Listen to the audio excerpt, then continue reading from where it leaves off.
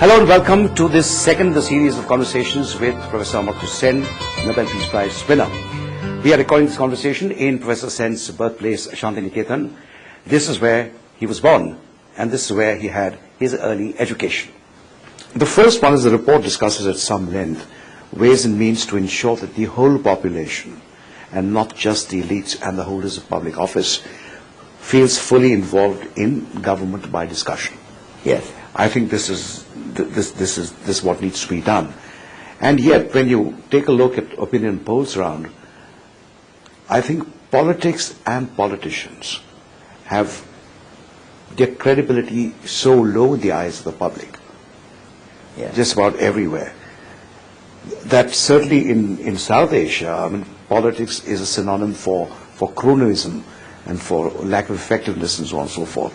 So I was wondering how do you involve the entire population, given the lack of credibility not just in politicians, but politics per se is in such a bad shape? Well, I think there's been a deep skepticism of politics in many countries, and you know, in India it has moved from taking politics quite seriously and rather respectfully to the opposite. I mean, the national movement made politics a very central feature of Indian life. And today we are very much on the other side. And we see an opposite trend in the United States, where people became more and more cynical about politics. But I think perhaps for the first time in the election this year, with Obama and also Hillary Clinton, there was a kind of popular participation in causes that are big and important, and you saw just in the staggering number of people involved, campaigning, giving money, going around, sleepless nights. My research student decamped for 3 weeks to campaign in Colorado for Obama. And so I think there's a kind of tremendous involvement in that. So I think that potential is present there. And, you know, sometimes it comes up, and recently with the Bombay terrorism cases, suddenly the relatively well-placed in Bombay took to the streets in a big way, and they were denouncing the politicians, but of course they were becoming politicians by going to the streets. We're not opposed to going to the streets. Actually, that's one way of expressing your protest, and that's often very important. And this has happened in a number of countries in the Commonwealth also. You know, even when we were finishing the report, the Australian government was changing because there was a strong public agitation from one party to the other. And I think the same thing was true in Canada, in Ghana, in the West Indies generally, and Bangladesh, of course. There's a whole lot of debates about that, and elections supposed to be coming with making a difference. And all these issues come up in a big way in our lives. So I would say that the undermining of the so-called political class, to use that rather odd Italian, I think originally Italian expression, is that undermining doesn't undermine politics as such, because the gap is filled up by other people coming in who want to take it over from the so-called political class. So in some ways, politics is a continuous battle, and it's, you know, there's no price of good politics. The price of good politics is eternal vigilance, like the price of liberty. And the fact is that that vigilance is present across the world. On the participation of women in public life, I think the report stresses again and again that one constraint is the absence of laws on gender equality based on international human rights.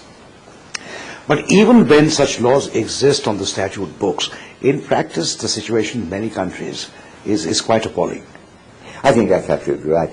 But, you know, I think it's not, I mean, we didn't only say laws. Laws are one of the reasons, certainly, and we ought to get the laws looked into.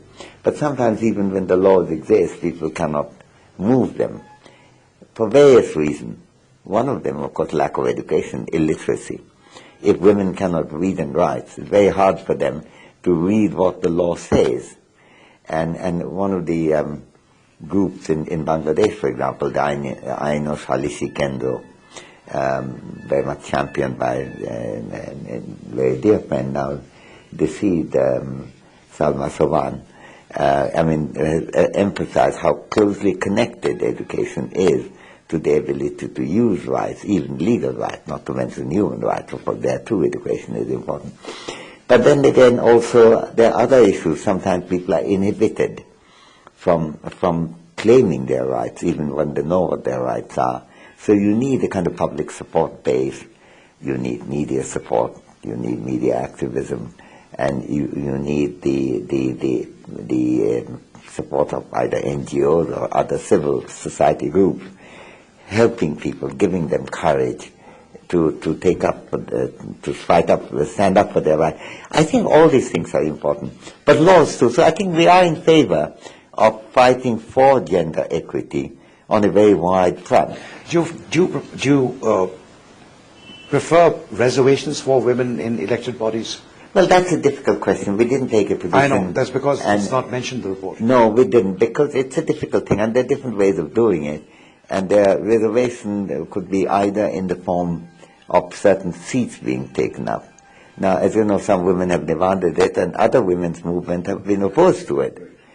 There's another way of doing it, which by and large the British politics tend to do, namely that each party agrees to put on a certain proportion of women candidates.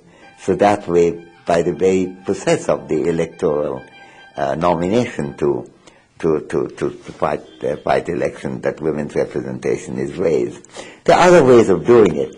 Now, and I think I'm not sure that I personally have a clear view on the whole. I don't think a quota is a very good way of doing it. It seems to some extent, especially when it comes to it, one thing for civil servants and even university education. But and you may or may not agree with that. But on the other hand, politics, it's really quite unfortunate if you have to do it through a quota. That may be the last resort. But one hopes that there are resorts which are less than last in that respect. But we've got this so-called quota system in the village councils, the panchayats in India. That's certainly true. And that seemed to have had some, judging from studies, have had quite a good lot of effect.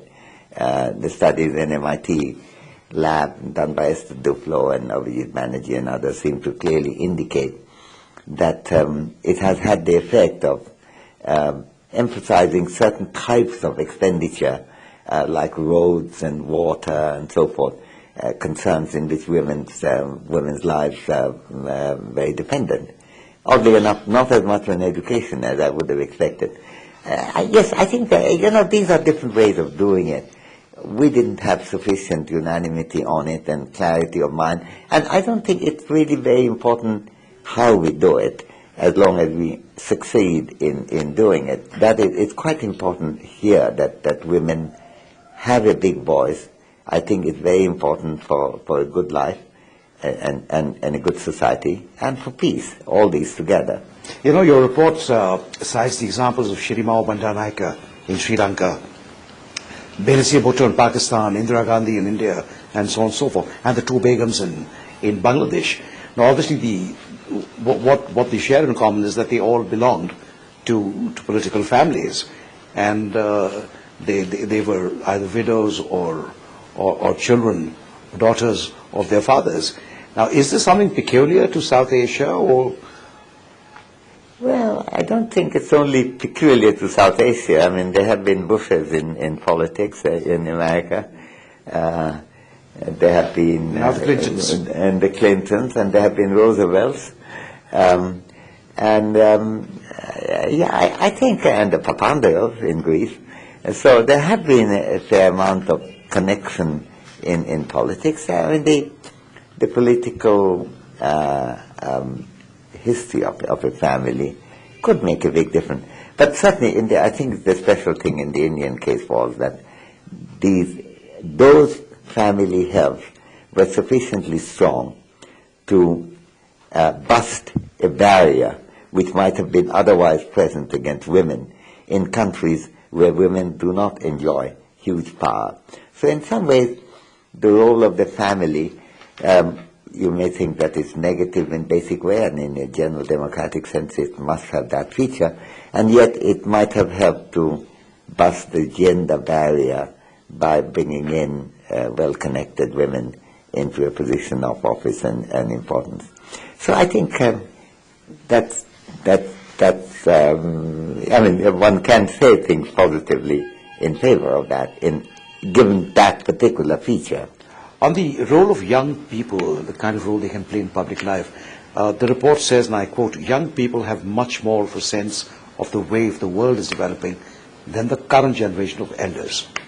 You know, I was mentioning this during a conversation I had a few months ago with Lee Kuan Yew. And he said, well, as a principle, this sounds right. And then he went on to say that the younger generation of Chinese leaders is going to be far more nationalistic than the older ones. And this is something which strikes you when you look at the younger generation in, let's say, a country like Russia. There is a stronger, far stronger element of nationalism, and sometimes, alas, even of chauvinism. Yes, I think that's quite true.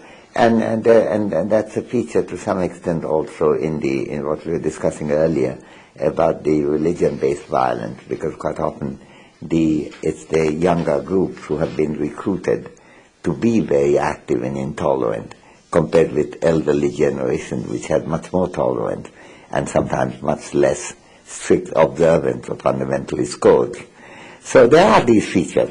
And yet there's the other side too. I mean, I think basic issue is that the new radical ideas can absorb young people much more easily than people who have been so weathered as it were by life experience that they're not very open to new ideas. So that is exploited by nationalists, as in Russia, or as you say, China, or by religious activists, as in the Islamist movement.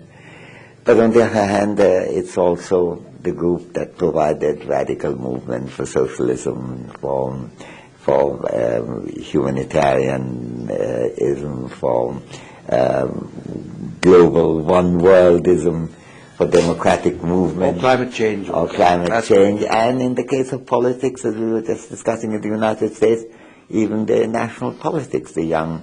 And of course, a lot of young people now want to work in NGOs, and that's the other thing. You know, for a few years when I was honorary president of Oxfam, I was very proud of what our organization did. But one of the most extraordinary things is the enthusiasm of the very young across the world to go far away from their country and to do some good for humanity in a big way. Now, I think it's just a fact that it's the young mind which accepts new ideas much more easily and is ready to open enough to play with it. And it can technologically spell out in such things as YouTube activism and so forth. And that's changed the nature of the world, really. To some extent, the technological transformation has made the voices of the young much easier to hear than before. In my own work, I deal with a lot of NGOs, because as a member of the National Commission for Minorities, yes, indeed. I deal with them a great deal. And the only problem I sometimes face is that they believe, really, they sincerely believe, that they are the primary, if not the sole guardians of the public weal. And the result is that there is a certain confrontationist approach to the state and to the instruments of the state and so on, so that you need some meeting ground where the two can work together. Yes, indeed. I think our thought was that by and large the younger people are underrepresented in the establishment voices in politics, and therefore think the increase in youthful voices was basically a positive step. On the other hand, if some young people think that they are the only people that count, I think that won't be a particularly good thing. I don't think we are in a great danger of that being the dominant trend in the world today. And this brings to an end of the series of conversations with Professor Amartya. We discussed the issues relating to political participation and inclusion.